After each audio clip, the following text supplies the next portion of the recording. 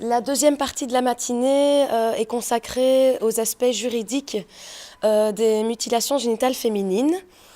Voilà, donc comme je disais, je travaille dans la SBL Intact et nous travaillons donc sur ces aspects-là. Je vais vous présenter donc la structure. Il y aura donc on va d'abord voir au niveau des droits fondamentaux et au niveau donc international quels sont donc les droits qui sont violés lorsque une femme a été excisée. Alors, je vois qu'il y a pas mal de monde aussi qui travaille avec des demandeurs d'asile. Donc, on va, au niveau de la protection internationale, il faut savoir qu'il y a une protection donc, qui est prévue, enfin qui est possible pour des femmes qui risquent d'être excisées dans leur pays ou qui ont été excisées. Et alors, on va ensuite se pencher sur les aspects au niveau national, quelles protections peuvent avoir les femmes ou les fillettes à risque de mutilation génitale féminine.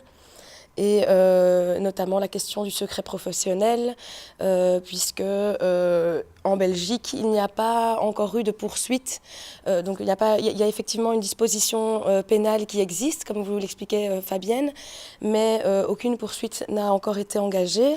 Et donc on verra notamment les causes de ce silence. Et enfin, quelles sont les mesures de protection et quelle prise en charge on peut mettre en place ici en Belgique pour les enfants victimes ou à risque de mutilation génitale féminine.